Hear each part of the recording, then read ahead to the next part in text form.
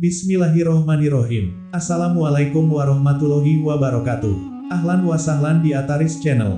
Berbagai macam cara dilakukan oleh para pemuka Quraisy untuk membendung dakwah Rasulullah Shallallahu Alaihi Wasallam, mulai diplomasi melalui paman beliau, Abu Talib yang selalu melindungi meskipun berbeda keyakinan, hingga menggunakan cara-cara kasar. Misalnya memberikan gelar-gelar buruk, sebagai penyihir, pendongeng, dan juga dituduh gila. Tujuan para pemuka Quraisy itu tidak lain adalah ingin menjauhkan manusia dari dakwah beliau Shallallahu Alaihi Wasallam. Mengapa mereka gigih melakukan permusuhan ini? Apakah karena mereka tidak mengetahui kebenaran Al-Quran, ataukah ada faktor lain? Mari kita membahasnya bersama. Tapi jangan lupa untuk like dan subscribe channel ini, supaya dapat mengetahui perkembangan terbarunya. Selamat menyimak.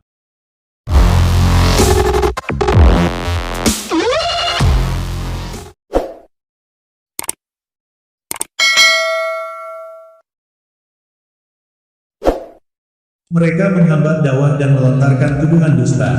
Dakwah Rasulullah Shallallahu Alaihi Wasallam secara terang-terangan di kalangan kerabat dan keluarga dekatnya ternyata tidak sia-sia, meskipun beliau Shallallahu Alaihi Wasallam juga mendapatkan penentangan, terutama dari pamannya sendiri, yaitu Abu Lahab.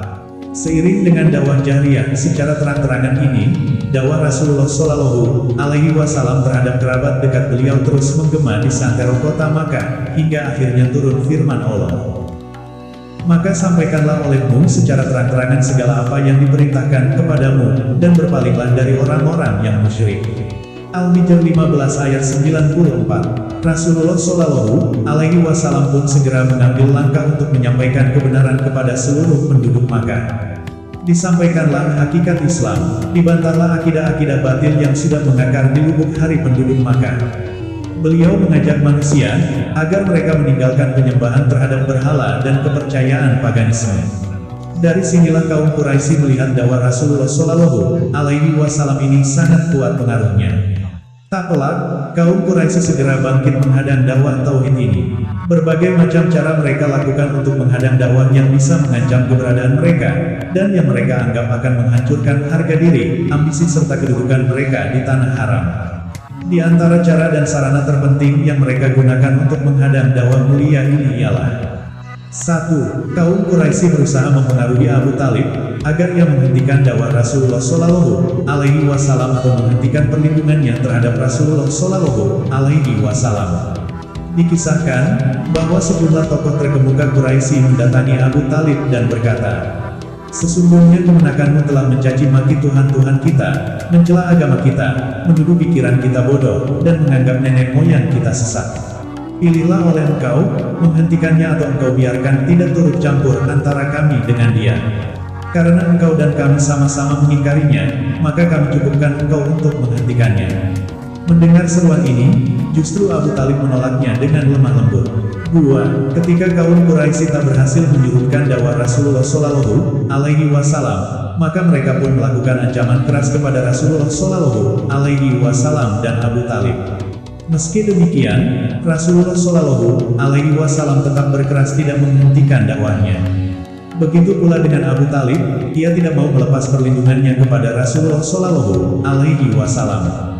Hingga akhirnya, kaum Quraisy betul-betul melancarkan ancamannya. Melihat keseriusan ini, maka akhirnya Abu Talib menyampaikan kepada Rasulullah Shallallahu Alaihi Wasallam tentang keinginan mereka, yaitu agar beliau Shallallahu Alaihi Wasallam menghentikan dakwahnya terlebih dahulu.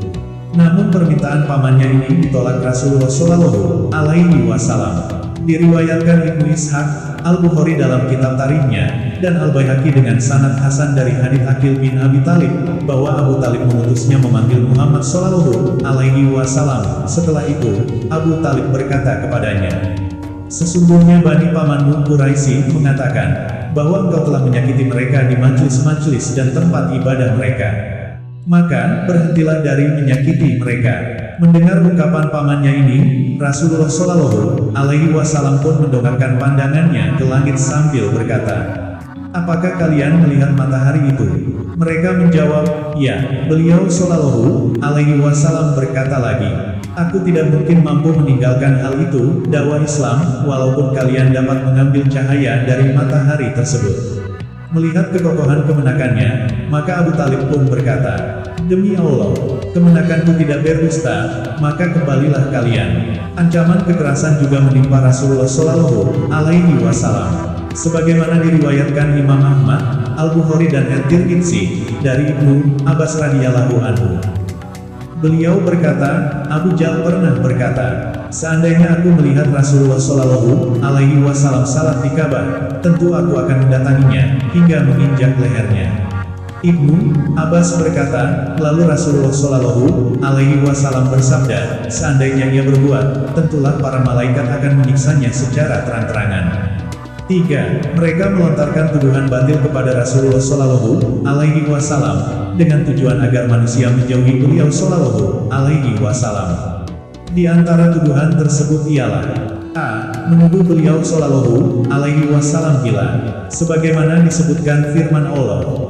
Mereka berkata, "Hai orang yang diturunkan Al-Qur'an petik terbalikan kepadanya, sesungguhnya kamu benar-benar orang yang gila." Al-Hijr 15 ayat 6. Lalu Allah membantah dengan firman-Nya, "Berkat nikmat Rabbmu, kamu Muhammad sekali-kali bukan orang gila." Al-Qalam 68 ayat 2. Allah Subhanahu wa Ta'ala juga menjelaskan tuduhan mereka tersebut dalam firman-Nya yang lain. "Dan sesungguhnya orang-orang kafir itu benar-benar hampir menggelincirkan kamu dengan pandangan mereka, tatkala mereka mendengar Al-Qur'an petik terbalikan dan mereka berkata, sesungguhnya ia, Muhammad benar-benar orang yang gila." Al-Qalam 68 ayat 51. B. Mereka menuduh Rasulullah Shallallahu Alaihi Wasallam sebagai tukang sihir atau terkena sihir. Allah Subhanahu wa Ta'ala menjelaskan tuduhan mereka dalam firman-Nya. Dan mereka heran karena mereka kedatangan seorang pemberi peringatan Rasul dari kalangan mereka, dan orang-orang kafir berkata, "Ini adalah seorang ahli sihir yang banyak berdusta." Sat 38 ayat 4.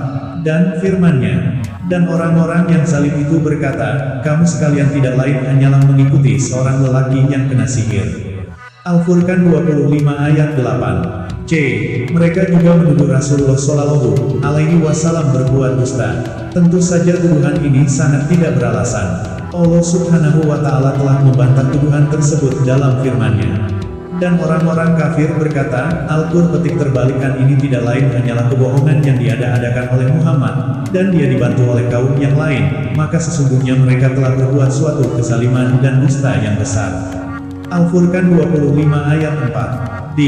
Mereka juga melontarkan tuduhan, bahwa Muhammad hanyalah membawa dongengan-dongengan orang-orang terdahulu. Ini dijelaskan Allah dalam firman-Nya. Dan mereka berkata, dongengan-dongengan orang-orang dahulu, dimintanya supaya dituliskan, maka dibacakanlah dongengan itu kepadanya setiap pagi dan petang. Al-Furqan 25 ayat 5. Mereka juga melakukan syubhat, menuduh Al-Qur'an petik terbalikan bukan dari Allah, namun berasal dari manusia.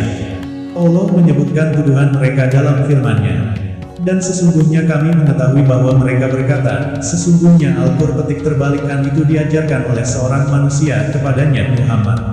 Padahal bahasa orang yang mereka tuduhkan bahwa Muhammad belajar kepadanya bahasa Ajam, sedangkan Al-Qur'an petik terbalikan adalah dalam bahasa Arab yang terang. An-Nahl 16 ayat 103. Demikian tuduhan dan syubhat yang mereka lontarkan ke hadapan manusia pada zaman itu. Sebagai sarana orang-orang Quraisy membendung dakwah Rasulullah Shallallahu Alaihi Wasallam. Perilaku nista mereka juga nampak pada para penentang dakwah Rasulullah Shallallahu Alaihi Wasallam pada masa ini. Tak segan mereka melakukan kebohongan untuk menahan laju dakwah tauhid ini. Billahi taufik.